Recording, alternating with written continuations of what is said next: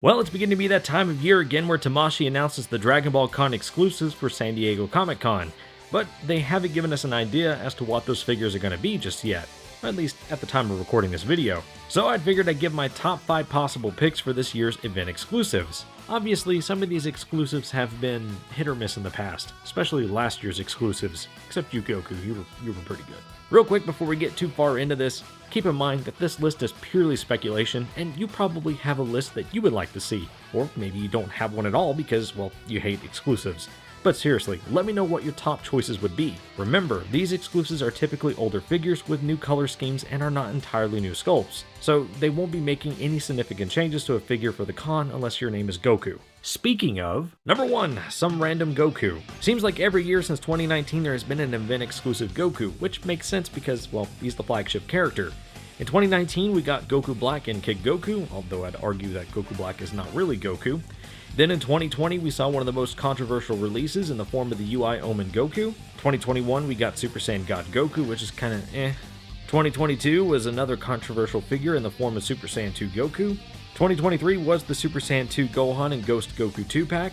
Some may argue that's more of a Gohan exclusive, but they say Goku's name first. And then lastly, 2024 saw the release of the Chala Headchala Goku. So it's safe to assume based on previous releases, we may be getting another Goku, and boy do we have some contenders if you really look at the source material. Let's go ahead and rule out one continuity, Daima. I think Daima is too new for them to do something like Super Saiyan 1, 2, or 3 on the new Daima body, but again, this is Tamashii we're talking about. Now, with Mata Okamoto still on his Namek Saga high, Tamashii could reuse the Omen body for a Genki Dama or Spirit Bomb Goku. But maybe they do something with the OG Super Saiyan sculpt and faces to make the perfect Namek Saga Goku. Or maybe they give us an updated hair sculpt altogether. But I think at this point though, they should just make a general release of that body because people would eat that shit up in a heartbeat. How many people out there would love a blue-shirted Goku so they could kit bash to their heart's content? Come on. Anywho, some folks have even flirted around the idea that Tamashii could use the legendary Super Saiyan body for a 4x Kaioken Goku, and that wouldn't be a bad idea either considering Tamashii is going in on that body more for the best selection release. They could even give us a Goku without his weighted clothing like we saw in the 23rd World Martial Arts Tournament, or when he fought against Raditz and Z. It's hard to say, but y'all will have to let me know what you think. If they do go with Goku, what do you think it'll be? Number 2, Vegeta.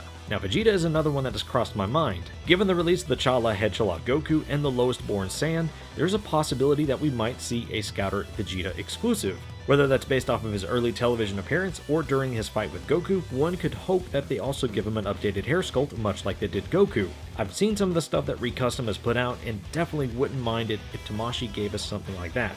The more I think about it though, they might not do the earlier television color scheme because the 1.0 exclusive is a thing, but you never know.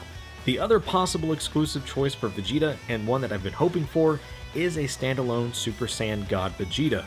They already have 2 sculpts that they could reuse, and honestly, I hope they pick the Dragon Ball Super Broly variant just because the fuller hair sculpt looks right for Vegeta. Some folks aren't fans of the faces, and I get it, but this is personal preference. I know I've wished for an Evolution Blue Vegeta, and I don't think they're going to do that because they'd technically be copying Demon Aqua Fit's Deep Blue. But then again, they are licensed to make these figures. Plus, that didn't stop them with the 2021 NYCC Goku.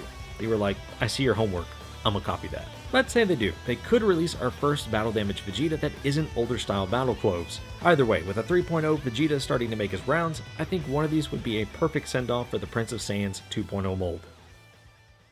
Number 3, Super Saiyan Gogeta. Okay, this one was kind of a given seeing as Vegito got some love last year at NYCC. I would love it if Tamashii gave us a Super Saiyan variant of Gogeta. Whether that's his Fusion Reborn appearance or from the Super Broly movie, I'd honestly be okay with either. They just need to do something with Gogeta and give him some love. And this is coming from a Vegito fanboy. We've only got one Gogeta figure in the line, and Demon Aqua Fit's working on their version of Super Saiyan Gogeta, so maybe Tamashii might one-up them.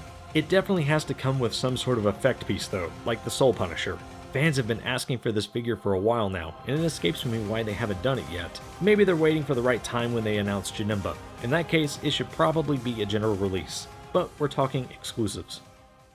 Number 4, Beast Gohan. Ah yes, one of the figures, if not the main one, that caused the community to crash out back in February during Tamashii's lightning nanosecond scandal. This one is obvious because of that reason. Tamashii made it clear that they did an oopsie, and even mentioned in their apology statement that our, and I quote, overwhelming response has been noted, and while we can't promise anything right now, we will look into addressing user interests when we can.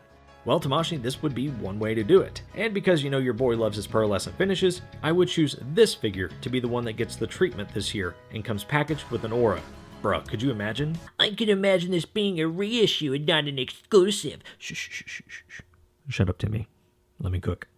Yes, I think we could all collectively agree that we want this figure to be reissued. Hell, all P-Bandai exclusives for that matter. But that's not what this video is about. I think if any figure is deserving of an event exclusive this year, it's Beast Gohan.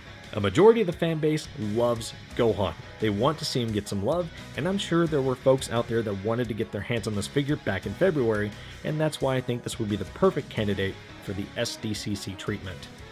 If not SDCC, then NYCC. And number 5, Bardock. Bardock, the father of Goku, makes the list just because I know a lot of people prefer the original color scheme over what we got originally from Tamashii. And if you've watched my review of Bardock, you'll know that I wouldn't mind an event exclusive of this figure, because it's quite frankly one of the better figures that Tamashii has put out. Plus, if you really think about it, we've gotten the alternate color schemes for the 1.0 Scouter Vegeta, Nappa, and Raditz, so why not round out the Saiyan Armor cast of characters? I think it'd be well deserved.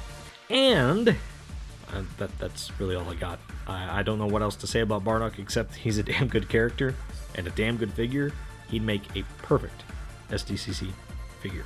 But with that, that's going to round out my top 5 figure predictions for SDCC 2025. Honestly, there's a good chance that none of these are going to make the cut, because they probably already had this year's event exclusives planned out way in advance. But I just thought it would be fun to speculate and put it out there to see what y'all think. So with that said, please feel free to drop your top 5 choices in the comments. And who knows, maybe we'll see some of those figures get an event exclusive edition sometime in the near future.